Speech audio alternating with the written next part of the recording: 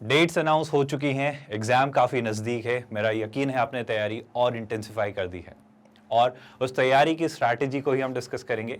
ये आखिरी अब जो कुछ दिन बाकी हैं आपके, रादर आई वुड से 1 महीना मोटा मोटा जो आपका बाकी है IIT JEE मेंस आपके जनवरी अटेम्प्ट के लिए जो 2023 में होने वाला है, उसके लिए अब जो फाइनल आपको स्टेप्स लेने हैं, अब जो फाइनल तैयारी आपको करनी है, अब जो कुछ चीज़ें रह गई हैं या कुछ चीज़ें छूट रही हैं या हर वो चीज़ जो अब फाइनली कर लेनी चाहिए, उसको लेकर एक अच्छा डिस्कशन आज हम करेंगे। आई होप आप जानते हैं हम आपको free of cost quality online education देते हैं किंडरगार्टन से 12th स्टैंडर्ड तक। हम इन वीडियोस के थ्रू आपको IIT JEE मेंस और JEE advanced specifically mathematics subject की तैयारी करवाते हैं और आज उसी के थ्रू हम स्ट्रैटेजी डिस्कस करेंगे कि आप कैसे इन अब बचे हुए वक्त में अपनी तैयारी को एक फाइनल टच दे सकते हैं। चलिए शुरू करते हैं सीधे अपने main motive, main point, main agenda के साथ। सबसे पहला सबसे क्रूशियल पॉइंट तो ये कि क्या करना है और क्या नहीं। सबसे ज़रूरी बात, इस बात को आप प्लीज़ समझिए कि चूंकि अब आपने सारी तैयारी कर ली है, अच्छा ये फ़र्क आप जानते हैं कि आपका कट ऑफ वैरी करता है। कट ऑफ वैरी करता है मतलब इसका सीधा सा तात्पर्य यह है कि अगर मैं आपसे सीधी सीधी बात करूं आपके फर्स्ट अटेम्प्ट और सेकेंड अटेम्प्ट की, तो आई होप आप ये जानते हो कि फर्स्ट अटेम्प्ट में जो आपका कट ऑफ जाता है, जो आपका फर्स्ट अटेम्प्ट का कट ऑफ जाता है, कट ऑफ से मतलब अब सीधा सीधा रिलेशन रैंक से भी है और परसेंटाइल से भी है। और जो सेकेंड अटेम्प्ट का जो कट ऑफ जाता है वो कंपैरेटिवली डिफरेंट रहता है।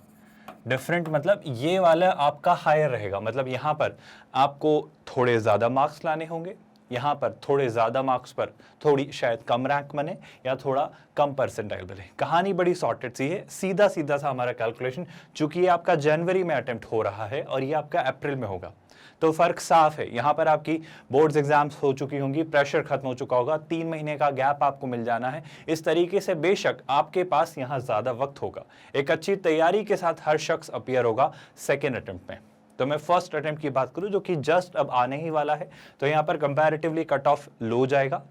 लेवल दोनों पेपर्स का ऑलमोस्ट सेम रहता है, थोड़ा बहुत अब वैरी कर सकते हैं। आप बिल्कुल एकदम प्रिसीजन के साथ तो बात कर नहीं सकते, एकदम 100% एक्यूरेसी के साथ, तो बिल्कुल लेवल लगभग दोनों का, डिफिकल्टी लेवल, टफनेस लेवल की मैं बात करूं तो कोई खासा फर्क नहीं होगा। बट ये एग्जामिनेशन जो आपकी बॉडी कंडक्ट करवाती है वो आपके स्कोर को नॉर्मलाइज करती है। मतलब आप बेशक निश्चिंत होकर एग्जाम दीजिए, दोनों अटेम्प्ट्स अच्छे से दीजिए और दोनों ही अटेम्प्ट्स में अपना बेस्ट परफॉर्मेंस देने की कोशिश करिए। अब बेस्ट परफॉर्मेंस देने का मतलब क्या है? मतलब अब जो आपके हाथ में है, अब जिन सर्कमस्टांसेस में आप हैं और यहाँ से जो आप अपना बेस्ट निकाल सकते हैं उसकी कोशिश करिए। तो पहला फ़र्क तो ये कि कंपैरेटिवली फर्स्ट अटेम्प्ट में कट ऑफ लो जाता है क्योंकि आपकी तैयारी सबकी, सारे ही एस्पिरेंट्स की कम रहती है। 3 महीने की तैयारी के साथ ऑफ कोर्स कट ऑफ थोड़ा बढ़ेगा और सीधी सी बात है थोड़े ज़्यादा मार्क्स पर यहाँ पर रैंक या परसेंटाइल उतना नहीं आए जितना यहाँ आ रहा होगा, जितना आप एक्सपेक्ट कर रहे होंगे।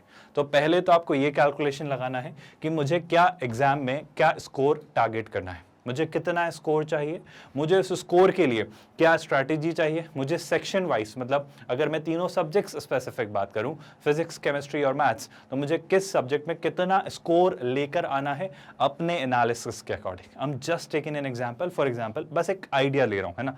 जैसे कि मान लो आप अपने आप को पाते हो कि सर मुझे जो डिजायर्ड चीज़ें चाहिए, मुझे जो मेरा टारगेट है वो सर मोटा मोटा ये है कि मैं मान के चल रहा हूँ कि मैं समथिंग अराउंड 150 या 160, which I don't recommend is a good score, पर मान लो कि मैं सर इस टारगेट को मान के चल रहा हूँ, मेरा टारगेट है। बट एक एग्जाम्पल से मैं आपको समझाना चाह रहा हूँ कि मान लो सर मेरा टारगेट है कि मैं अपने एग्जाम में 150 या 160 स्कोर ले आऊँ।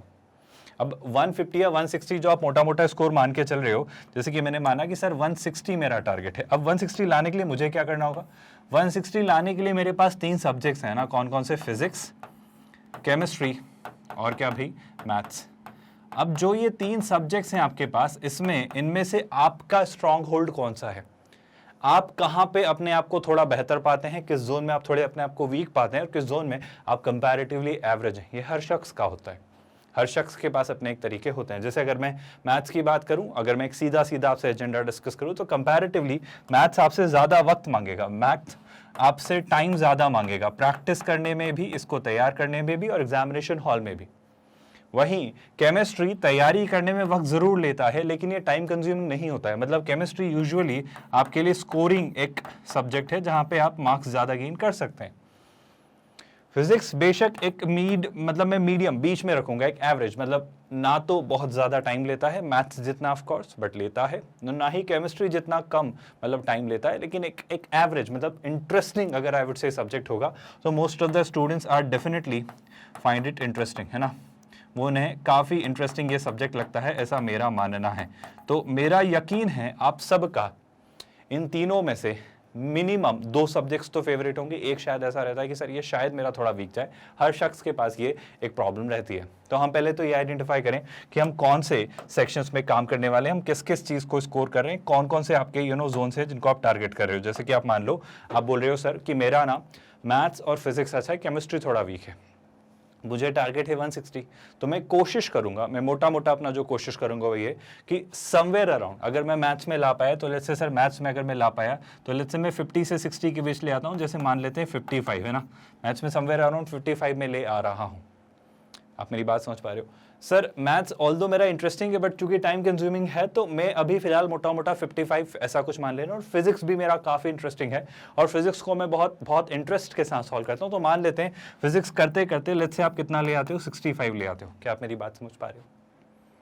55 प्लस 5 कितना हो गया भाई? 60। 60 प्लस 60 कितना हो गया? 120। अब मोटा मोटा 120 के बाद 160 तक जाने के लिए मैं केमिस्ट्री की हेल्प ले लेता हूँ 40। अब इसमें ना बहुत ज़्यादा वेरिएशन मत रखना, ये भी मैंने बहुत ज़्यादा वेरिएशन रखा है, पर आपका ना वेरिएशन बहुत ज़्यादा नहीं होना चाहिए कि फिजिक्स में बहुत ज़्यादा, केमिस्ट्री में कम, मैथ्स में ज़्यादा, ऐसा वेरिएशन आपका नहीं होना चाहिए। स्ट्रैटेजिकली एक अच्छी strategy I would always recommend वही होगी जहाँ पर आप क्या करेंगे, जहाँ पर आप हर सब्जेक्ट को इक्वली आइडेंटिफाई कर कर अपने हर एक एरिया पर काम करके इक्वली वेटेज देकर तैयारी करेंगे। मेरा यकीन करिए ये एक बेवकूफ़ी भरी स्ट्रैटेजी है कि मैं किन्हीं कुछ पसंदीदा फेवरेट सब्जेक्ट्स, कुछ पसंदीदा फेवरेट टॉपिक्स पर रिलाई करूं और उनके थ्रू अपनी तैयारी करूं। मेरा यकीन करिए ये एक अच्छा आइडिया नहीं है, ये कभी भी एक अच्छा आइडिया नहीं है। क्या आप इस बात को समझ पाए?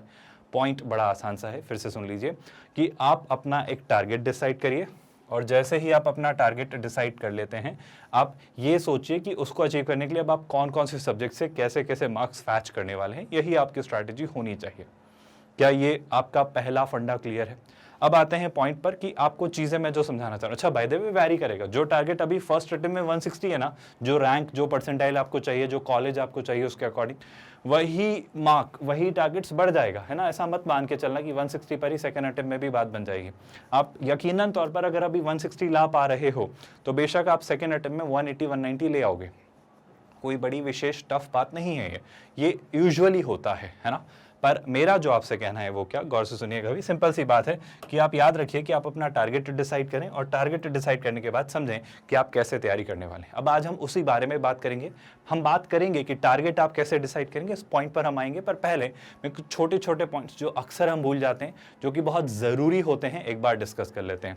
पहला क्रूशियल पॉइंट, आप ये बात हमेशा से जानते हैं सर, चूंकि अब हमारा सिलेबस पूरा हुआ या नहीं हमें नहीं पता, हमने तैयारी पूरी की या नहीं हमें नहीं पता, पर हमारे सामने पूरा पैटर्न है। आपको यूजुअली पैटर्न वैरी नहीं करने वाला है। आपका जो IIT JEE मेंस है ना, 2023 में जो पैटर्न पूछेगा वो लगभग वही रहेगा जो रहता आया है। तो आपके पास वही 3 सब्जेक्ट्स हैं, उसी लेवल के, उसी तरह के क्वेश्चंस हैं, और आपको पता है कि सिलेबस यूजुअली क्या आता है, जिसकी तैयारी हम हर बार से करते आए हैं। अब करना क्या होगा सर?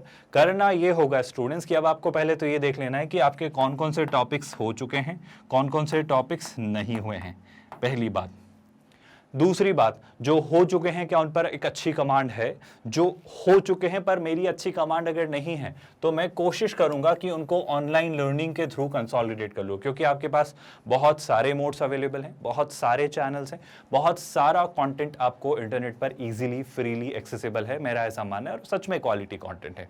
आप जहाँ से जैसे भी कंफर्टेबल पाते हैं, जिस भी मटेरियल को कन्वीनियंट पाते हैं, जैसे भी आपको लगता है कि सर मैं यहाँ से केमिस्ट्री ये वाला पार्ट पढ़ लेता हूँ, मुझे ठीक लगता है, और आपको यकीन है उसकी ऑथेंटिसिटी पर कि हाँ इस ही लेवल के क्वेश्चंस आते हैं, मैंने मॉक्स भी दिए हैं, मैंने प्रीवियस ईयर्स क्वेश्चंस भी किए, तो मैं कर पाता हूं अगर इस कंटेंट से पढ़ता हूं तो बेशक वो आपके लिए काम करता है, आप वहां से पढ़िए।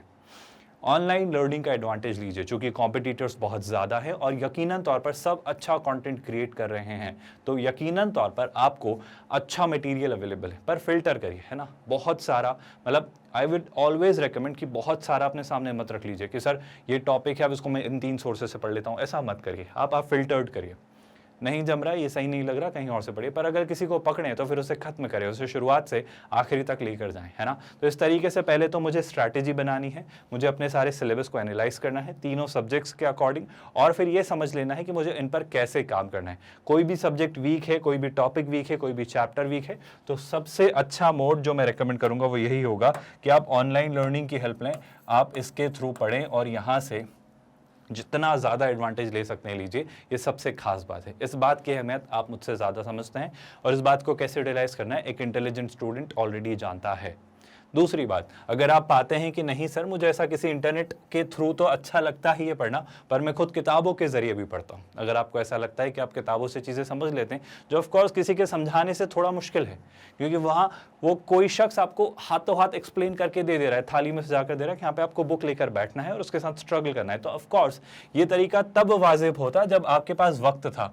अब चूंकि टाइम कम है तो I would put this on priority और this on less priority. But फिर भी अगर आपको लगता है कि कोई टॉपिक शायद आपको ऑनलाइन रिसोर्सेज से समझ नहीं आया, लेकिन कोई एक अच्छी बुक है जिसके थ्रू आप उस टॉपिक को समझ सकते हैं, तो बुक्स रेफर करने में कोई बुराई नहीं है। जो टीचर्स हैं आपके वो भी तो बुक ही से तो पढ़ा रहे हैं, है ना। अच्छा, इसके बाद क्या कर लेना है सर? इसके बाद मेरा यकीन करिए मैं इस बात की अहमियत आपको नहीं समझा सकता सिर्फ महज ये बोल के कि बहुत इंपॉर्टेंट बात है, आपको खुद समझना होगा, आपको सच में खुद समझना होगा। आप chapter wise previous years questions paper उठाइए। चैप्टर वाइज क्यों कह रहा हूं? क्योंकि हो सकता है शायद अभी कोई चैप्टर ना हुआ हो, ना आता हो, तो अगर आप ईयर वाइज उठा लेंगे तो आप फिर वहीं अटक जाएंगे, टाइम वेस्ट कर रहे होंगे। तो मान लो आपका फिजिक्स में कोई चैप्टर हो चुके हैं, कुछ हो चुके हैं, मैथ्स में हो चुके हैं, केमिस्ट्री में हो चुके हैं, उन चैप्टर्स के पिछले 10-15 आई वुड से 2008-2009 के बाद के उठा लीजिए, 2010 के बाद से उठा लीजिए, 2010 ऑनवर्ड्स, है ना, जो IIT JEE मेंस पूछता आया है, जो क्वेश्चंस पेपर्स है ना, आपको चैप्टर वाइज मिल जाएंगे। अगेन आई वुड से इंटरनेट पर सब कुछ अवेलेबल है, जहां जैसा आप चाहें उनके सॉल्यूशंस भी अवेलेबल हैं। और इस तरीके से आप अपने सारे 2010 और उसके बाद के तीनों सब्जेक्ट्स के chapter wise, I am recommending again this, chapter wise आप इनके क्वेश्चन पेपर्स सॉल्व करना शुरू करिए। मेरा यकीन करिए, आप किसी भी एक स्टूडेंट से पूछिए, आप किसी भी एक अच्छे समझदार स्टूडेंट से पूछिए जिसने एक अच्छा स्कोर, जिसने एक अच्छी रैंक हासिल की होगी, जो इन सब्जेक्ट्स को आसान पाता है, उसने हमेशा यही किया है, उसने प्रीवियस ईयर्स क्वेश्चंस पेपर्स किए हैं। मेरा यकीन करिए इससे अच्छा तरीका कोई है ही नहीं। आप इसके फायदे समझो। आप जब प्रीवियस ईयर्स क्वेश्चंस पेपर करते हैं तो आप पाते हैं कि सर देखो, मुझे आइडिया लग रहा है कि इस चैप्टर से किस तरह के क्वेश्चंस आते हैं, मुझे आइडिया लग रहा है कि इस चैप्टर से किस तरह के टॉपिक्स को वो किस तरीके से घुमा फिरा के पूछता है, मुझे आइडिया लग रहा है कि इन टॉपिक्स पर बात कैसे बनती है, बात कैसे होती है, और सबसे खास बात, मैं बहुत अच्छे से समझ पा रहा हूं कि देखो सर कैसे कैसे क्वेश्चंस घूमेंगे, किस लेवल के होंगे और कहां तक बात जाएगी। और यकीन करिए ये बहुत अच्छा तरीका है एग्जाम्स को समझने का, एग्जाम्स के स्ट्रैटेजी समझने का, उनकी साइकोलॉजी समझने का, जो ये क्वेश्चंस बना रही हैं। इससे अच्छा बेहतर तरीका कोई हो ही नहीं सकता ना, कि जो पेपर आए हैं उनको आप एनालाइज कर रहे हैं, उनको सॉल्व कर रहे हैं। और यकीन करिए ये आपके उन कॉन्सेप्ट्स को भी समझने में हेल्प करेंगे जो आपने सारे पढ़े हैं। वो रिवीजन तो होना तय है, क्योंकि आप क्वेश्चंस कर रहे हैं। तो 2010 से लेकर अभी तक के आप करेंगे ना, जैसे मान लो आपने एक चैप्टर उठाया जैसे स्ट्रेट लाइंस, अब स्ट्रेट लाइन के 2010 से अभी तक जितने भी क्वेश्चंस आए आपने उठा लिए, chapter wise previous years questions, आपके सारे टॉपिक्स बाकायदा रिवाइज हो जाएंगे, क्योंकि इस साइकिल में सारे टॉपिक्स उन्होंने पूछ लिए होंगे, है ना। तो ये बात आप बिल्कुल याद रखिए कि वो किसी एक स्पेसिफिक टॉपिक पर नहीं पूछते, वो हर टॉपिक को लेकर चलते हैं, और वो ये बैलेंस वर्कआउट करते हैं कि आपसे हर एक चीज़ पूछी जाए। तो आप आराम से उठाइए एक एक करके, एक एक चैप्टर के, और टारगेट करिए। आप सिंपल सा कैलकुलेशन ले लीजिए। सिंपल सा कैलकुलेशन का मतलब क्या होगा सर? सिंपल सा कैलकुलेशन का मतलब होगा कि नंबर ऑफ डेज कितने बचे हैं, आप डेज देख लो, आपको पता है नंबर ऑफ डेज, आपको पता है आपके पास टोटल चैप्टर्स कितने हैं, बिल्कुल सर पता है। अब आप ये देख लो कि रोज मुझे कितने चैप्टर्स के प्रीवियस ईयर्स क्वेश्चंस कर लेने हैं, और कोई आपके पास हिसाब किताब नहीं है। देखो स्ट्रैटेजी बड़ी आसान से मैं आपको बता रहा हूँ, गौर से सुनिएगा। आप क्या करोगे, आप उठाओगे, जैसे कि मान लो आपने कैलकुलेट किया, मोटा मोटा ये निकल कर आया कि डेली अगर मैं 3 चैप्टर्स के PYQs कर लूँ तो बात बन जाएगी। और 3 चैप्टर्स के PYQs मतलब मोटा मोटा एक फिजिक्स का, एक केमिस्ट्री का और एक मैथ्स का। ये नंबर वैरी कर सकता है, दैट डिपेंड्स। मैं बस एक मोटा मोटा आइडिया ले रहा हूँ कि मान लो आज से 30 दिन बाकी हैं आपके, रोज 3 के हिसाब से 90 चैप्टर्स मोटा मोटा होगा, थोड़े ज़्यादा होंगे ऑफकोर्स, क्योंकि 15 से 20 आप तकरीबन 19 से 20 चैप्टर्स पे जाते हो अगर एक मोटा मोटा सुपरफिशियली देखो तो ये नंबर वैरी कर सकता है। मैं बस एक आइडिया ले रहा हूँ, जैसे कि 3 के बजाय ये हो सकता है कितना हो जाए, 3 के बजाय ये हो सकता है 6 हो, है ना। तो 6 होगा तो आप क्या करेंगे, 2 फिजिक्स के, 2 केमिस्ट्री के, 2 मैथ्स के लेंगे, डिपेंड्स, टोटली डिपेंड्स, है ना। तो आप डेली, जैसे कि आपने आज 2 चैप्टर चुन लिए फिजिक्स के, 2 चैप्टर्स चुन लिए केमिस्ट्री के और 2 चैप्टर्स चुन लिए मैथ्स के, और आप उनके प्रीवियस ईयर्स क्वेश्चंस कर लो। कोई ज़्यादा क्वेश्चंस नहीं है, 10-15 क्वेश्चंस यहाँ से होंगे, तो टोटल हो गए 30-30-30। आप 30-30-30 के हिसाब से मोटा मोटा मान के चलो 100 क्वेश्चंस तो आपको करने ही हैं। और ये मैं IIT JEE mains previous years questions की बात कर रहा हूँ। अच्छा, जब मैं ये क्वेश्चंस कर रहा हूं सर तो क्या करना है, तो ऑफ कोर्स सारे तो होंगे नहीं, जो नहीं होंगे फिर क्या करना है, फिर आना है आपको उस टॉपिक के रिवीजन पर, आपको उस टॉपिक के उन कंसेप्ट्स के रिवीजन पर आना है, क्योंकि ये आपका एनालाइज करवाने में आपको हेल्प करेंगे। ये तीसरा फायदा है प्रीवियस ईयर्स क्वेश्चंस करने का, कि आपको आइडिया लग जाएगा कि आपके कौन कौन से टॉपिक्स वीक्स हैं, कौन कौन से चैप्टर्स पे और कमांड करनी है, उन्हें और कैसे रिवाइज करना है, उनमें कहाँ कहाँ दिक्कत आ रही है, एनालिसिस ये साफ दे देगा। और ये हर स्टूडेंट के लिए वैरी करेगा, आप सबकी तैयारी अलग अलग है, तो आप सबको ये बात समझनी होगी। आई रिपीट माई स्टेटमेंट, ये बात बहुत ज़रूरी है आप सभी के लिए जान लेना कि आप सब प्रीवियस ईयर्स क्वेश्चन सॉल्व करेंगे। ये सबसे क्रूशियल एस्पेक्ट है आपकी तैयारी का, जिससे आप मत भूलिएगा। मेरा यकीन है आप ये बात याद रखेंगे। आगे बढ़ते हैं। आपको जब लगने लगे, मतलब मैं कहूँगा आखिरी के 10 दिन तो is not a good idea, आखिरी के 20 दिन, जो लास्ट 20 डेज होंगे उनमें आप मॉक्स ज्वाइन कर लीजिए, या अभी से भी कर लें तो अच्छा है, क्योंकि जो आप टारगेट कर रहे हो, जो आपने टारगेट बनाया है कि सर लेट्स से मैं 160 मार्क्स लेकर आना चाह रहा हूँ फर्स्ट अटेम्प्ट में, बस एक एग्जाम्पल है ना, मैं ऐसा नहीं कह रहा हूँ कि ये एक टारगेट होना चाहिए, I am not saying this, I am just taking an example that if you have decided, although आप एक अच्छा मार्क, एक अच्छा स्कोर लेकर आइए, बट मान लो आपने बनाया 160 का टारगेट, तो आपको उस पॉइंट को डिसाइड करवाने में हेल्प करेंगे आपके मॉक्स। आपको आइडिया लगना शुरू हो जाएगा, और मॉक्स एक क्राइटेरिया नहीं है ना, ऐसा मत मान के चलना कि सर मैं मॉक्स में तो बड़ा अच्छा स्कोर करता था। मॉक्स आपने अपने कन्वीनियंस, अपने कंफर्ट पर दिए। अपने कन्वीनियंस और अपने कंफर्ट का मतलब क्या होता है, अपने कन्वीनियंस और अपने कंफर्ट का मतलब होता है कि मॉक्स में आप गलती ये कर देते हो भाई, कि मॉक्स आप पहली बात तो अपने घर पर देते हो, घर पे आप अपने कंफर्ट पर देते हो, और सबसे गलत बात, आप वो माहौल, उस प्रेशर को फील ही नहीं कर रहे होते हो जो आप एग्जामिनेशन हॉल में फील करोगे, आप पे वो वैसा डर बना ही नहीं रहता है। दूसरी बात, आप उसको ब्रेक्स लेकर देते हो, आप बीच में खाना भी खा लेते हो, आप बीच में पानी भी पी लेते हो, आप उठ के घूम भी लेते हो, थोड़ी देर दिया फिर थोड़ा सेक्शन लिया, ऐसे आप अपने तरीके से देते हो। ये मॉक देना नहीं हुआ। अगर मैं एक अच्छी स्ट्रैटेजी डिस्कस करूं मॉक देने की, तो वो ये होगी कि आप मॉक एग्जैक्ट वही माहौल में दीजिए जैसा पेपर आप देने वाले हैं।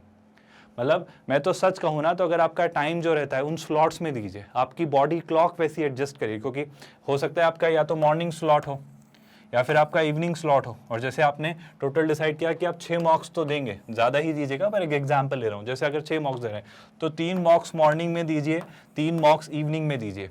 फिर क्या करें सर, फिर जब भी आपने मॉक्स दे लिए हैं तो मॉक्स वैसे ही दीजिए जिन कपड़ों में बैठकर आप एग्जामिनेशन हॉल में जाएंगे। मेरा यकीन करिए, जरूरी है आपके लिए समझना, वैसे ही दीजिए। वाटर बॉटल वहीं रखिए आसपास आपके, उठिए मत। अगर आपका ये पेपर 3 घंटे का है तो यहाँ भी एकदम लगातार 3 घंटे बैठिए बिना हिले, और बस 3 घंटे दीजिए, और उसी एम्बियंस, उस माहौल को क्रिएट करिए जैसा आप फील करेंगे बिना किसी डिस्ट्रैक्शन के, तब जाकर वो मॉक देना होगा।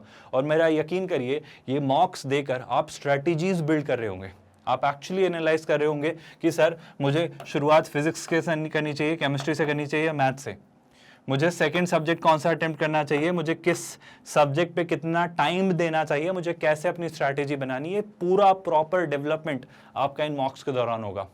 फर्स्ट मॉक में मार्क्स कम आएंगे, पर आपको रियलाइज होगा कि शायद मैंने ये गलतियां की, सर मुझे पहले यह सब्जेक्ट अटेम्प्ट करना था, मैंने कुछ क्वेश्चंस पे ज़्यादा टाइम वेस्ट कर दिया, मुझे अब रियलाइज करना होगा कि मुझे क्वेश्चंस को कैटेगराइज करना चाहिए, मुझे इजी, टफ और मॉडरेट क्वेश्चंस कैटेगराइज करके पहले इजी पर फोकस करना चाहिए, फिर मॉडरेट पर करना चाहिए, और आखिर में जब सारे ईजी और मॉडरेट हो जाएं तब मुझे टफ करने चाहिए। और मेरा यकीन करिए, अगर 150-160 आप टारगेट कर रहे हो, कोई बड़ी बात नहीं, आप सारे ईजी करके भी ला सकते हो।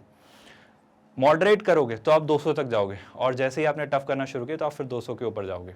आई होप आप समझ रहे हो फ़र्क, एक नॉर्मल रैंक होल्डर का जो कट ऑफ क्लियर करता है, एक ऐसा स्टूडेंट जो कट ऑफ क्लियर करके एक अच्छे रैंक बनाता है, वो मॉडरेट भी सॉल्व करता है, और जो टॉप करते हैं वो ऑफ कोर्स वो टफ कैटेगरी भी करते हैं। तो बात बस यहीं आकर बॉइल डाउन होती है कि आप सारी बातें समझ पा रहे हैं, यहाँ तक तो कोई परेशानी नहीं। तो मैं बार बार इस बात पर एम्फेसाइज कर रहा हूँ, क्या क्या 3 चीज़ें स्टूडेंट्स, पहला तो ऑनलाइन लर्निंग की हेल्प लेनी है, दूसरा प्रीवियस ईयर्स क्वेश्चंस की हेल्प लेनी है, तीसरा मॉक्स देने हैं। मॉक्स देखकर आपकी स्ट्रैटेजी बहुत अच्छे से बिल्ड होगी, मेरा यकीन करिए आप बहुत अच्छे से समझ पाएंगे, खुद को समझ पाएंगे, खुद के परफॉर्मेंस को समझ पाएंगे, और सबसे बड़ी बात आप ऑप्टिमाइजेशन सीख पाएंगे। ऑप्टिमाइजेशन का क्या मतलब होता है? ऑप्टिमाइजेशन का मतलब होता है आप निकाल पाएंगे अपना बेस्ट, कि आप किन हालातों में, कैसे सर्कमस्टांसेस में अपने सर्वश्रेष्ठ पर होते हैं, आप किस स्ट्रैटेजी के साथ अगर जाएं तो आप अपना बेस्ट निकाल पाएंगे, वो आप समझ पाएंगे इस ऑप्टिमाइजेशन के जरिए। क्या ये बात आपको समझ आ रही है? आई होप यहाँ तक तो कोई कंफ्यूजन नहीं है। ये तीनों पॉइंट्स क्लियर हैं क्या? सारे डूज क्लियर हैं? मेरे ख्याल से कोई कंफ्यूजन नहीं है। और अब आप एक अच्छी तैयारी के साथ जाएंगे। एक बार जल्दी से मुझे बता दीजिए कौन सी 3 चीज़ें करनी है। ऑनलाइन लर्निंग की हेल्प लेनी है, एनालाइज करके कि हमें कौन से सब्जेक्ट्स में, किस टॉपिक में, किस चैप्टर पर कैसी कमांड है, कैसी नहीं है, क्या रिवाइज कर लेना है। तो online learning is always a good approach, क्योंकि बुक लेकर बैठना of course is never a bad idea, but अभी अगर सजा सजाया सब कुछ मिल रहा है तो बेशक उसके अपने फायदे, नुकसान भी है कि अगर आप बुक से खुद से मेहनत करेंगे तो आपकी खुद की मेहनत होगी, आपके दिमाग में और अच्छे से स्टोर्ड रहेगा। पर ऑनलाइन लर्निंग से सीखी हुई चीज़ें भी क्वेश्चंस की प्रैक्टिस करके कंसोलिडेट की जा सकती हैं। अब क्वेश्चंस की प्रैक्टिस कहाँ से सर? वो आपको करने हैं प्रीवियस ईयर्स क्वेश्चंस पेपर से। फिर क्या? सबसे आसान काम, अपने आप को अगर पाना है कि मैं उस टारगेट की तरफ बढ़ रहा हूँ या नहीं, मॉक्स दीजिए। आई होप आप समझ पाए। कोई सी भी मॉक टेस्ट सीरीज लीजिए और वहाँ से काम करना शुरू करिए। आई होप यहाँ तक स्ट्रैटेजी बहुत प्रॉपर्ली क्लियर है। अब आगे आते हैं नेक्स्ट पॉइंट पर, जहाँ पे हम कुछ और बातें डिस्कस करेंगे। ध्यान से सुनिएगा, क्या नहीं करना है। मेरा यकीन है आप सब इतने समझदार हैं कि कम से कम ये तो कोई भी स्टूडेंट नहीं कर रहा है, पर ये आप सब कर रहे हैं, और ये भी भर भर के कर रहे हैं। मैंने खुद देखा है, हमने खुद ही ऑब्जर्व किया है एज ए टीचर्स। हम देखते हैं स्टूडेंट्स ये कर रहे होते हैं, और आपको पता नहीं क्यों ये एक स्ट्रेस बस्टर की तरह लगता है कि सर हम ना थोड़ा हमारा स्ट्रेस दूर करने के लिए बीच में ऐसा कर लेते हैं, पर उससे एक्चुअली एंजाइटी बढ़ती है, उससे एक्चुअली आप पे प्रेशर बढ़ता है। और एक्चुअली वो करने के दौरान तो आप अपने आप को और ये पाते हैं कि देखो बाकी सब पढ़ रहे हैं और मैं ये कर रहा हूँ, तो आप और अजीबोगरीब डिप्रेशन में चलते चले जाते हो। और अजीबोगरीब ही ये घटनाएं होती हैं इस इवेंट की, इस एक्टिविटी की। मेरा कहना है कर लीजिए, अगर करना है तो शांति से कर लीजिए, टाइम डिसाइड कर लीजिए, जो आपका रेगुलर रूटीन रहा है वही करिए ना। आप रूटीन क्यों बिगाड़ रहे हो? आप जैसे नॉर्मली सोते आए हो वो सोना जारी रखिए। इस बात पे हम कई बार बात कर चुके हैं कि सोना अवॉइड नहीं करना है, बहुत ज़रूरी है 8 घंटे, वरना वो ब्रेन अपने बेस्ट पर काम ही नहीं कर रहा होगा। हम जानते हैं बात। आपको खाना ठीक से खाना है, मेरी इस बात की इंपॉर्टेंस आप समझिए। आप पता नहीं क्यों नहीं समझते हो। स्टूडेंट्स ये 2 चीज़ें ख़त्म कर देते हैं, अवॉइड करने लग जाते हैं, और सारी गड़बड़ यहीं से शुरू होती है। उस 1 महीने में जो आप अपना बेस्ट निकाल पाओगे ना, वो अच्छी नींद और अच्छे खाने के साथ निकलेगा। आप इन दोनों से कॉम्प्रोमाइज़ करते हो ये सोच के कि अगर मैं इन्हें हटा दूं तो मैं बहुत कुछ पालूंगा, पर उल्टा आप बहुत कुछ खो रहे होते हो। यही बात तो आप नहीं समझ रहे हो। आई होप ये बात आप अच्छे से समझ पा रहे हो, that you will be at your best when you are taking a proper adequate sleep and you are having adequate, a proper, a standard, a diet, a normal diet. That is, believe me, is absolutely sufficient, and that is plenty, I believe. आगे क्या? आगे एक अजीब सी बात है कि अगर मुझे कुछ टफ लगता है तो मैं उसे टालता हूँ, और उसे टालते टालते मैं उसे बहुत मुश्किल बना लेता हूँ। एक छोटा सा काम जैसे हम टालते गए, अब वो ऐसा लगता है कि शायद वो हो ही नहीं सकता, वो हमें इम्पॉसिबल सा लगता है। तो हमें दूसरी ज़रूरी चीज़ें करनी है कि जो टॉपिक सच में आपको टफ लगते हैं वो आपको करने हैं। आप प्रॉब्लम समझो। प्रॉब्लम ये है, अजीब सा माइंडसेट है कि हमें कुछ टॉपिक्स ईजी लगते हैं, कुछ टॉपिक्स मॉडरेट लगते हैं, और कुछ टॉपिक्स टफ लगते हैं। जैसे पता नहीं क्यों स्टूडेंट्स को कोनिक सेक्शन की आप बात कर लें, मैं मैथ्स में बात कर रहा हूँ, है ना। कुछ स्टूडेंट्स कहते हैं कि नहीं सर कॉम्प्लेक्स नंबर्स बहुत अजीब सा चैप्टर है। वैसे टफ नहीं है, अगर आप इन्हें ठीक से पढ़ें तो मेरा यकीन करिए बाकी चैप्टर से भी बहुत आसान है। और अगर आपको लगता है ना टफ है, तो मेरा यकीन करिए इन चैप्टर से वैसे भी टफ क्वेश्चंस नहीं आएंगे, वो जो आएंगे वो ईजी ही आएंगे। तो एक तो आप इस गलत फहमी में कुछ टफ टॉपिक्स छोड़कर चले जाते हैं कि वो हमें नहीं आ रहे, और उनसे क्वेश्चंस आ जाते हैं ईजी। तो प्रॉब्लम है ना कि अगर उन्हें हम थोड़ा सा भी ठीक से पढ़ लेते तो उन इजी क्वेश्चंस को कर आते। और गलत फहमी पता है क्या है? आप इजी टॉपिक्स को भर भर के कर रहे होते हो। इजी टॉपिक जैसे कि अगर मैं बात करूं सीक्वेंस इन सीरीज, बहुत ही वाहियात सा सिंपल सा टॉपिक है जिसमें कुछ भी ऐसा नहीं है जो आपको नहीं आता हो। जैसे कि मैं बात करूं सिंपल से कुछ भी टॉपिक उठा लो आप, बहुत आसान से टॉपिक्स हैं बहुत सारे, मतलब रादर मैथ्स ही पूरा आसान है, बट फिर भी कुछ टॉपिक्स निहायत ही आसान है। तो ऑफ कोर्स उन टॉपिक से वो अच्छे क्वेश्चन पूछेगा, उन क्वेश्चन से वो टफ क्वेश्चन पूछेगा। तो आप सोच के देखो ना, आपको पढ़ना तो सब है, आप सब पढ़िए। इजी टॉपिक्स तो बेशक आप पढ़िए, उससे अच्छे क्वेश्चंस आएंगे, मॉडरेट टफ दोनों कैटेगरी के, और जो आपके टफ टॉपिक्स हैं जो आपको चैलेंजिंग लगते हैं उन्हें भी पढ़कर जाइए। इस मुगालते में मत रहिए कि मैं कुछ टॉपिक्स छोड़ दूं। और आप ये बात बहुत अच्छे से जानते हैं, समझते हैं कि अगर मुझसे एक क्वेश्चन पूछा गया तो वो क्वेश्चन महज एक क्वेश्चन ही होगा, उस पर एक से ज़्यादा कंसेप्ट यूज़ हो रहे होंगे। उसमें हो सकता है वो सीक्वेंस एंड सीरीज भी यूज़ कर ले, उसमें हो सकता है वो एप्लीकेशन ऑफ डेरिवेटिव भी यूज़ कर ले, उसमें हो सकता है वो कहीं ना कहीं से डिटर्मिनेंट्स पे ले आए। और इस तरीके से अब सोच के देखो आप, अगर आपने लेट्स से ये दोनों पढ़ा है बट डिटर्मिनेंट का वो बेसिक सा कंसेप्ट नहीं पता है जो उस क्वेश्चन में अप्लाई हो रहा होगा, तो आप चाहें उस क्वेश्चन को कितना भी कर लें, इस स्टेप पर आकर अटक जाएंगे ना। तो बात वही है, कुछ भी ऐसा नहीं है कि कम इंपॉर्टेंट है या कुछ ज़्यादा इंपॉर्टेंट है, हर एक चीज़ इक्वली इंपॉर्टेंट है। ये बात आप सभी को समझ आई? तो मेरा यकीन है इस बात की आप अहमियत समझ पा रहे हैं कि हमें प्रोक्रास्टिनेशन अवॉइड करके सारे टॉपिक्स पर इंपॉर्टेंट इक्वल वेटेज देना होगा। आई होप इस पॉइंट की अहमियत आप अच्छे से समझ पाए। आगे बढ़ते हैं। Referring to many books, too much of the material, बहुत ज़्यादा अलग अलग ऑनलाइन सोर्सेज से मिलना, बहुत सारे दोस्तों से बात करना, बहुत सारे डिस्कशंस करना, उल्टा आपको बहुत कंफ्यूज कर देगा। ऐसा एक अमिताभ बच्चन की फिल्म का डायलॉग है कि सोच गहरी हो जाए तो इरादे कमज़ोर हो जाते हैं। मतलब अगर आप बहुत ज़्यादा सोचने लग जाएंगे तो आप अपने मोटिव, अपने इंटेंट, अपने ऑब्जेक्टिव पर डाउट या शक करने लगेंगे, आप अपने रास्तों से भटक जाएंगे। तो बहुत ज़्यादा लोगों से बातें करना अवॉइड करिए, वो बहुत ज़्यादा अजीबोगरीब आपको इनपुट्स देंगे, बहुत ज़्यादा मिसगाइड करेंगे, बहुत अजीबो तरीके, बहुत अजीबोगरीब ओपिनियंस आते हैं। आप यकीन करिए बहुत ही अजीबोगरीब ओपिनियंस आते हैं जितने ज़्यादा लोगों से आप बात करेंगे। Same happens with two many books. पता नहीं क्यों अजीबोगरीब बातें करते हैं लोग कि मैंने तो सर फिजिक्स इससे और इससे करा है। मेरा यकीन करिए आप 4 किताबों से पढ़ें, इससे अच्छा आप एक किताब से अच्छे से पढ़ें। आप ये बात हमेशा याद रखिएगा लाइफ में कि क्वालिटी हमेशा अच्छी होती है क्वांटिटी से। जो लोग ये कहते हैं मेरी 20 हॉबीज़ हैं, वो 20 की 20 हॉबीज़ में से एक भी ठीक से नहीं कर पाते। इससे अच्छा है आप एक या 2 हॉबीज़ रखें और उन्हें अच्छे से पूरा करिए, है ना। Don't try to be master of all traits. When you try to be a master of all traits, you end up being jack of none. मतलब आप कुछ भी मास्टर नहीं कर पाएंगे अगर आप बहुत सारी चीजें करना पाएंगे। Rather, be a jack of many traits, but master of some. मेरी बात आप समझ पा रहे हैं? तो कम चीजें करिए लेकिन अच्छे से करिए। Same happens और same is true with books. चुनिंदा चीज़ें करिए, क्वालिटी सिलेक्टेड, है ना, और उन पर काम करिए। तो ज़्यादा चीज़ों से कन्फ्यूजन बढ़ता है, बहुत प्रॉब्लम होती है और बहुत सारे ओपिनियन से बहुत अपने ब्रेन में आपकी चीज़ें बढ़ेंगी। आप अपना खुद का चीज़ें डेवलप करिए, आप किसी भी एक मटेरियल को स्टिक करिए, किसी भी एक रिसोर्स को स्टिक करिए, वहाँ से पढ़िए। और अब जो वक्त है वो तो साहब इतना है कि प्रीवियस ईयर्स क्वेश्चन उठाएँ और मॉक्स करें। सर ये चैप्टर हमने पढ़ा ही नहीं है, आप प्रीवियस ईयर्स क्वेश्चंस उठाओ, करो, आपको दिख जाएगा कि क्या क्या आता है, कैसे आता है, क्या क्या पूछा जाता है, कैसे कैसे पढ़ लेना है और आप कर लोगे। अब वक्त वो नहीं है कि अब आप हर एक चैप्टर शुरू से पढ़ें, नहीं सर मैं एक बार लेके बैठता हूँ। ये वक्त थोड़ा अजीब है ना, ये आइडिया थोड़ा अजीब है, ये स्ट्रैटेजी थोड़ी अजीब है कि मैं फिर से शुरू करूँ।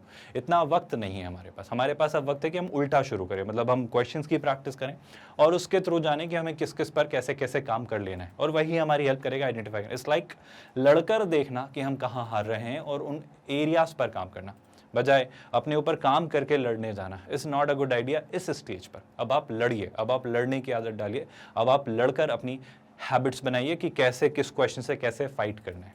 ये बात आप याद रखेंगे। आगे सुनते हैं नेक्स्ट पॉइंट क्या निकल कर आता है। आई होप ये बात आप अच्छे से याद रखेंगे कि हमें चीज़ें कैसे कर जाना है। ज़्यादा किताबें, ज़्यादा दोस्त, ज़्यादा लोगो, ज़्यादा ऑनलाइन मटेरियल, ज़्यादा वीडियोस, इन सब से कंफ्यूज नहीं होना। ये महज एक बुक तक लिमिटेड मत करिए, हर एक चीज़ पर अप्लाई करिए, है ना।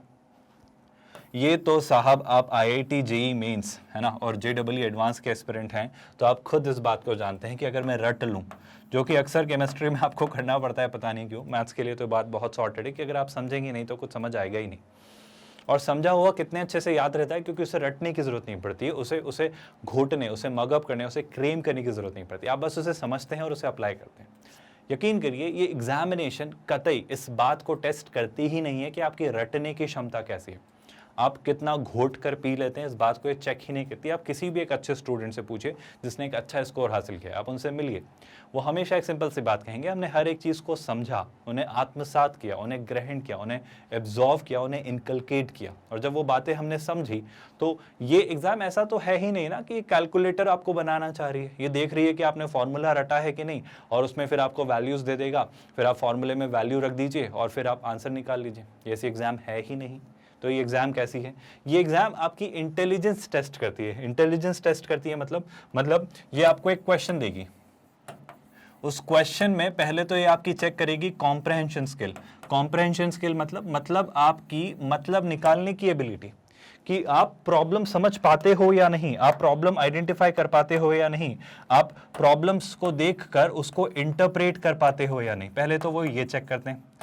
और जब आपने प्रॉब्लम समझ ली है, जब आपने प्रॉब्लम पढ़ ली है, तो फिर ये चेक करते हैं कि उसमें से आपने 2 बातें 3 बातें डिड्यूस की हैं नहीं। पहला कि क्या दिया हुआ है, दूसरा क्या फिगर आउट करना है, मतलब क्या क्वेश्चन है, और तीसरा आपके दिमाग में ये आइडियाज आते हैं नहीं कि क्या करना है, क्या प्रोसेस है। इन बातों पर आप क्वेश्चन पढ़ने के दौरान काम कर पाते हो नहीं। ऐसा कई बार हम डिस्कस कर चुके हैं that if you have 6 hours to cut down a tree, spend first 4 hours in sharpening the saw. यानी सीधी सी बात है, invest a lot of time in understanding the problem, क्योंकि ऐसा कहा जाता है if you have understood the problem, believe me, half of the problem is solve. अब क्वेश्चन को पढ़िए, अब क्वेश्चन को समझिए, उसके कीवर्ड्स चुनिए कि सर ये काम के कीवर्ड्स हैं, इन पर बात बनेगी, इसको ऐसे उठाना है, इससे यहाँ पर हेल्प मिलेगी, इसको यहाँ पर अप्लाई करना है, और इससे ये डालकर हम फाइनली आंसर तक पहुँच जाएंगे। उन डेटा को कैसे यूज़ करना है, आप वो प्रोसेस बना पाते हो कि नहीं। और ये बना पाने का तरीका कोई भी रटने वाला स्टूडेंट्स कर ही नहीं सकता है। ये करने का तरीका उसी स्टूडेंट के पास होगा जो लॉजिकली साउंड होगा, जो लॉजिकली साउंड होगा। लॉजिकली साउंड होना मतलब इंटेलिजेंट होना, मतलब जिसने चीजें समझी होंगी, जिससे चीजें अप्लाई करते आता हो, जिसने रटा ना हो, जिसने प्रॉब्लम्स को सॉल्व करना सीखा हो। प्रॉब्लम सॉल्विंग एटीट्यूड आपका चेक होता है, मतलब आप एक समस्या देखकर उसे सॉल्व कर पाते हैं या नहीं। तो आपकी बेशक वो क्या चेक कर रहा है इस पूरी प्रोसेस के थ्रू, इंटेलिजेंस। मतलब वो चाहते हैं कि जब आईआईटीज में बच्चे आए तो वो इंटेलिजेंट बच्चे आए, जब एनआईटीज में बच्चे आए तो वो इंटेलिजेंट हो, जब ट्रिपल आईटीज या अच्छे कॉलेज में स्टूडेंट आए तो वो लेवल अच्छा हो, उनका ब्रेन अच्छा हो। और एक अच्छा स्टूडेंट आइडेंटिफाई करने का तरीका है कि उसे जो पढ़ाया गया हो वो उसे समझ आता है या नहीं, वो उसे कॉम्प्रहेंड कर पाता है या नहीं। तो उसका तरीका है कि उसे जो भी पढ़ाया गया है उस पर बेस्ड प्रॉब्लम्स दे दी जाएं और उससे पूछा जाए कि क्या तुम इसे सॉल्व कर पाते हो, और अगर वो सॉल्व कर लेता है तो आराम से हम पता कर लेंगे कि वो बच्चा इंटेलिजेंट है या नहीं। बात बड़ी आसान सी है, उनकी प्रोसेस बड़ी आसान सी है। और मेरा फिर से रिपीटेशन है आपके लिए कि आप दोहराएं इस बात को कि आपको कुछ रटना नहीं है, आपको समझना है। समझा हुआ जो आपने सोचा हुआ अच्छे से होगा वो आप आसानी से अप्लाई कर पाएंगे, क्योंकि रटा हुआ नॉलेज यकीन करिए काम नहीं है। समझा हुआ नॉलेज तरीके ढूंढेगा कि सर इससे मैं ऐसा कर लेता हूँ, फिर उससे ऐसा कर लूंगा, फिर उससे ऐसा कर लूंगा, और उससे निकल के मैं फाइनली मंजिल तक पहुंच जाऊंगा। हो सकता है यहाँ से निकल के कुछ नहीं मिला, पर ठीक है, वहां से फिर मुड़ के हम कहीं आ जाएंगे, फिर पहुंच जाएंगे। तो ऐसे रास्ते आपके बनेंगे, आपके थ्रेड्स निकलेंगे, ऐसा ऐसा ऐसा बहुत सारे रास्ते बनेंगे, पर आप कर लेंगे। और यही प्रोसेस का नाम है ये एग्जाम, IIT JEE मेंस और JEE एडवांस्ड। कोई परेशानी तो नहीं, आपको प्रोसेस समझ आ रही है, उनकी मेंटालिटी, उनकी साइकी समझ आ रही है, वो किस तरीके से आपको प्रिपेयर करवाना चाह रहे हैं और किस तरीके से आपसे चीज़ें पूछना चाह रहे हैं। अगर यहाँ तक सारी बातें समझ आएं तो आगे बढ़ते हैं। हाँ जी, इस बारे में शायद हम बात कर चुके हैं, ओवर थिंकिंग, जो कि एक अजीबोगरीब समस्या है, जो बहुत बड़ी समस्या है। वुड से इसके अपने फ़ायदे और अपने नुकसान हैं। अगर आप अपनी थिंकिंग को चैनलाइज कर लें, आप ये मान लें कि हाँ मुझे क्या चीज़ें सोचनी है और कैसे सोचनी है, तो वो भी थिंकिंग ही है। पर वो एक डायरेक्टेड थिंकिंग है कि आप जिस चीज़ को पाना चाह रहे हैं उस तरफ आप काम कर रहे हो, उस तरफ अपने एफर्ट्स डाल रहे हो और उन चीज़ों को सोच के बिल्ड कर रहे हो। जैसे एक प्रॉब्लम के बारे में सोचना, उसे सॉल्व करना। पर ऐसी चीज़ें जो शायद एग्जिस्ट ही ना करती हों, ऐसी चीज़ें जो मैटर ही ना करती हों, जिनका शायद कोई रेलेवेंस ना हो, वो ओवर थिंकिंग कहलाएगी। और वो नेगेटिव ओवर थिंकिंग है, जो इसके इम्पैक्ट्स बहुत डेट्रीमेंटल होंगे, जो कि सही नहीं है। यानी कि क्या, यानी कि मेरा यकीन करिए, हर एक शख्स जो IIT में नहीं गया, NIT में नहीं गया, या ट्रिपल IT में नहीं गया, या किसी अच्छे कॉलेज से इंजीनियरिंग नहीं की, तो इसका मतलब ये तो नहीं है ना कि उन्होंने कुछ नहीं किया। हर एक शख्स की अपनी कहानी है, हर एक शख्स अपना अपना कुछ ना कुछ वजूद बनाता है। आप महज प्रोसेस पर भरोसा रखें और आप चीज़ें फॉलो करिए। एंड गोल, एंड रिजल्ट यही नहीं है कि आपको बस वहाँ जाना है और उसके लिए आप सारा एफर्ट्स लगा रहे हैं और आपने अपने कैपेसिटी में, under the given circumstances, you gave your best, you tried your best, और आपने कोशिश की, बस वो मैटर करती है। अब जो होना है, नहीं होना है, वो हो जाएगा। हमें जो हालात मिले, हमें जो रिसोर्सेज मिले, हमें जो वक्त मिला, हमें जो तैयारी मिली, हमें जो अपने आसपास का एटमॉस्फेयर, सराउंडिंग एम्बियंस मिला, उसके मद्देनज़र रखते हुए हम जितना भी अपना बेस्ट निकाल पाए, जितना भी अपना सर्वश्रेष्ठ दे पाए, वो हमने दिया। अब इसके बाद जो बात बननी है बन जाएगी, जो बात नहीं बननी है नहीं बनेगी। आपने कोशिश की, and you stay happy at the end of the day, yes I did my best, I tried my best. अब रिजल्ट चाहे जो भी रहा हो, तो बात वही है, आप अभी से उनकी चिंता मत करिए कि क्या होगा, क्या होने वाला है, अगर नहीं हुआ तो क्या होगा। और ऐसा कुछ नहीं है कि नहीं हुआ तो कुछ हो जाता है, मेरा यकीन करिए कुछ नहीं होता है, बहुत कुछ अच्छा ही होता है अगर आप चुपचाप अपने काम में लगे रहें। मेरा यकीन करिए, अगर आप इस एग्ज़ाम की तैयारी से कुछ सीखें ना सीखें, तो ये बात तो ज़रूर सीखेगा कि मेहनत करना सीख जाएं।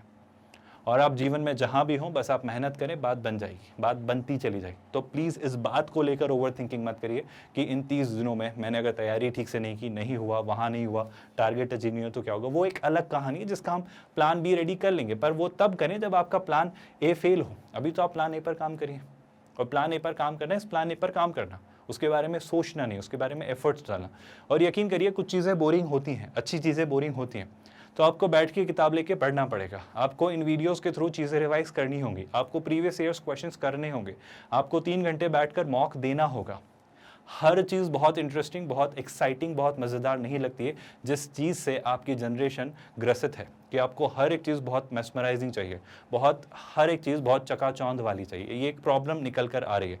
अगर आपको चीज़ों को डेवलप करना है, एक्सपर्टाइज हासिल करनी है, मास्टरी चाहिए, आप अगर हर चीज़ पर अपनी जो स्किल्स डेवलप करना चाह रहे हैं, तो उसके लिए आपको लेकर बैठना होगा, शांति से बैठना होगा और बैठकर उस पर काम करना होगा। बस यही तरीका है, और कोई तरीका नहीं है। बहुत चकाचौंध, बहुत मेस्मराइजिंग, बहुत ही खूबसूरत, ब्यूटीफुल नहीं दिखेंगी चीज़ें कि एकदम बहुत ही अच्छा सा दिख रहा है सब कुछ। और कुछ होना हो, मैं बार बार इस बात पर एम्फेसाइज कर रहा हूँ कि आप बस मेहनत करना सीख लीजिए, आप हमेशा कुछ ना कुछ अच्छा कर रहे होंगे। हर एक शख्स, मतलब ये तो बात तय है ना, हर नोबेल प्राइज़ विनर IITian नहीं है, शायद कोई भी नहीं है, या शायद कुछ होंगे भी तो मुझे नहीं पता, पर मेरे ख्याल से तो नहीं है। इंडिया के तो जो भी हैं वो नहीं है। हर एक बड़ा शख्स, बड़ा या छोटा जैसा भी हो, मतलब मैं ऐसा नहीं कह रहा हूँ कि बड़े ही लोग जो आपको, जिनको आप जानते हैं, जिनके चेहरे आप जानते हैं, जिनके आपने नाम सुने, वही कुछ अच्छा करे। बहुत सारे लोग हैं जो अननोन है, बहुत सारे लोग हैं जो चुपचाप अपना काम करें। तो आप शांति से अपना काम करना सीखिए। बार बार इस बात में एम्फेसाइज कर रहा हूँ कि मेहनत करना सीखिए। इस एग्ज़ाम की तैयारी से जो सबसे अच्छी चीज़ आप सीख सकते हैं वो है मेहनत करना, और यही आपको लॉन्ग टर्म में हेल्प करेगी। इसी से आप आगे जाकर अपनी लाइफ में और कई सारी चीज़ें कर पाएंगे। मेरा मानना है आप इस बात को अच्छे से समझ चुके।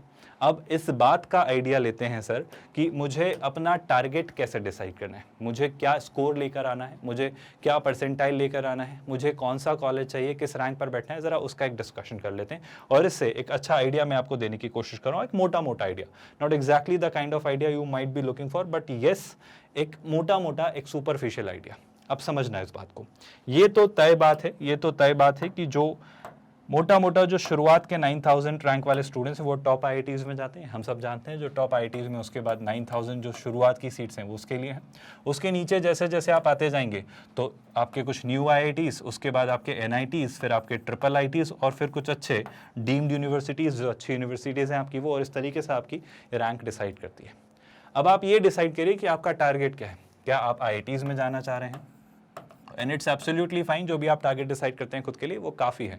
या फिर क्या आप न्यू IITs में जाना चाह रहे हैं, या फिर आप NITs में जाना चाह रहे हैं, या फिर आप ट्रिपल ITs में जाना चाह रहे हैं, या फिर वो जो डीम्ड अच्छी यूनिवर्सिटीज़ हैं, जो फेमस रिनाउंड यूनिवर्सिटीज़ हैं, उनमें आप जाना चाहते हैं, या फिर कुछ अच्छे प्राइवेट कॉलेजेस हैं आप उनको टारगेट करते हैं। जो भी आपका टारगेट है, आप जो भी सपना ख्वाब लेकर चल रहे हैं, उसके अकॉर्डिंग आप तैयारी करेंगे। ये बात आप जानते हैं। अच्छा, IITs में जाने की कहानी यहीं खत्म नहीं होती, वो कवायद तो बाद में शुरू होती है जब आप JEE एडवांस्ड क्लियर करते हैं। ये आपको NITs तक के लिए एलिजिबल करेगी, ये बात आप सब जानते हैं। अच्छा, मेरा बस आपसे ये कहना है कि आप गौर से सुनिए, सिंपल सी 2-3 बातें हैं। जैसे कि सर, अगर मेरा टारगेट है, गौर से सुनिएगा, काम की बातें, जैसे कि अगर आप एक, ये भाई क्या है, ये आपके स्कोर है ना, ये जो है आपके स्कोर है, और रैंक की भी हम बात करेंगे। पहले अभी स्कोर की बात कर लेते हैं, ध्यान से देखना। जैसे मान लो मैं एक मोटा मोटा एक अच्छा स्कोर कहूंगा कि एक अच्छा स्कोर होगा जो आप 140-150 के ऊपर लाते हो। तो 140-150 के जब आप ऊपर स्कोर लाने लगते हो तो आपके 98, 99, 99 में 100 परसेंटाइल तक चीज़ें जाने लगती है। अब 100 परसेंटाइल रियलिटी में कुछ नहीं होता है, आप सब जानते हैं, पर आप इस रेंज में घूमते हैं। ये मैं कौन सा एनालिसिस दे रहा हूँ, ये आपको 2022 के JEE मेंस के कट ऑफ, परसेंटाइल और रैंक का वो कंपैरिजन दिखाकर चीज़ें समझाने की कोशिश कर रहा हूँ और हेल्प करना चाह रहा हूँ कि देखो चीज़ें ऐसी होंगी। 2020-21 का क्यों नहीं लिया, वो पैंडेमिक के कारण थोड़ा अफेक्ट हुआ है, चीज़ें बहुत वेरी करी, पर 2022 should be a good idea, क्योंकि चीज़ें वापस से नॉर्मलाइज हुई हैं 2022 के पेपर के साथ। आई होप आप ये बात जानते हैं। मतलब आप अगर 19 और 20 के पेपर उठाएंगे ना तो कंपैरेटिवली वो ईजी थे, पैंडेमिक के कारण लेवल डाउन हुआ था।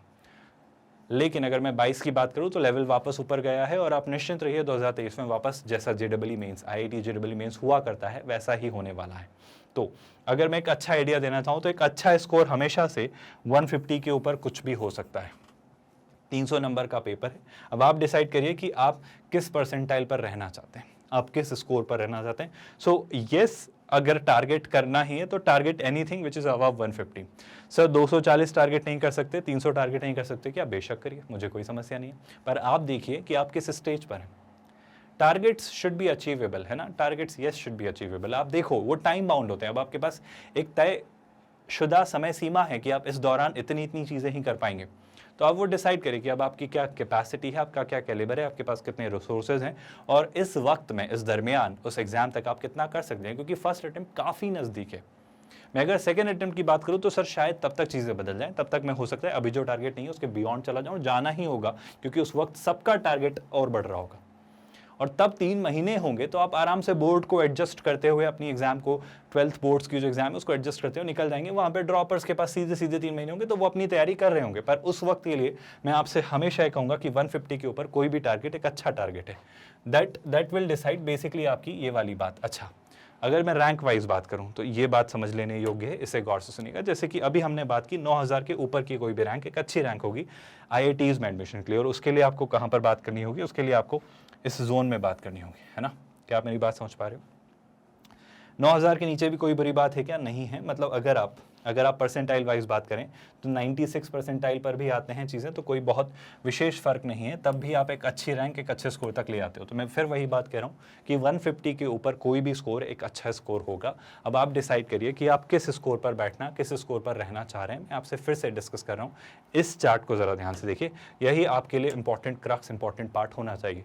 यू टेक द कॉल कि आप कौन से परसेंटाइल से किस स्कोर तक जाना चाहते हैं, क्योंकि कहानी स्कोर से शुरू होगी, परसेंटाइल से कंपेयर होते हुए कहाँ तक जाएगी, रैंक तक जाएगी। तो रैंक बेशक आप डिसाइड कर लीजिए, पर उसको डिसाइड करवाने वाला पैरामीटर फैक्टर कौन है? आपका स्कोर। आई होप आप बात समझ पा रहे हो। और मेरा यकीन है, इतनी बातें मत सोचो, इतने ज्ञान गणित मत लगाओ, ये बहुत बेवकूफ़ी होगी। जो ज़्यादा स्ट्रैटेजी बनाते हैं ना, वो प्लानिंग बहुत अच्छी बेशक करते होंगे, पर execution is more important. I hope आप जानते हैं। मतलब I would say planning is indeed definitely important, but execution is inevitable. मतलब सारी कहानी तो एग्जीक्यूशन की है ना। No matter how well you plan, आपको एग्जीक्यूट तो करना होगा। तो प्लानिंग में ज़्यादा वक्त ज़ाया मत करो, सर ये ले आऊँगा, ख्याली पुलाव मत बनाइए, मुंगेरी लाल के सुहाने सपने।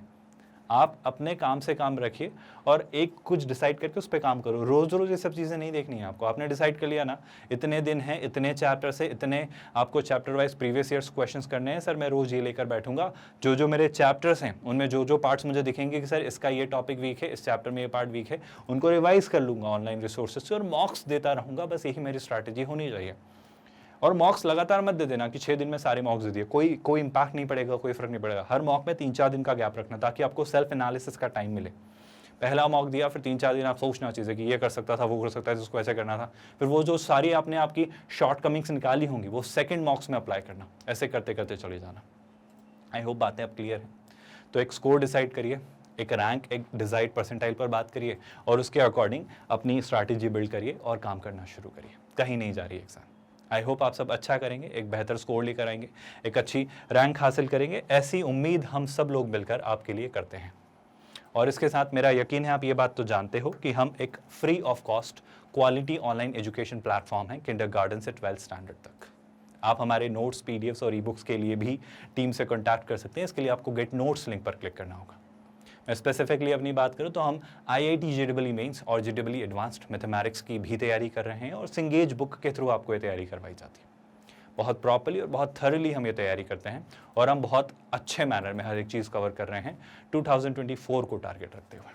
खैर 2023 तक भी लगभग आधी चीज़ें कवर हो जाएंगी। तो अगर आप कुछ चीज़ों को कवर करना चाहते हैं तो बेशक हमारे साथ कर सकते हैं। विद दैट आई थिंक इतना काफ़ी है आज के लिए। Let's call it a day here. ख्याल रखिए अपना। Thank you so much.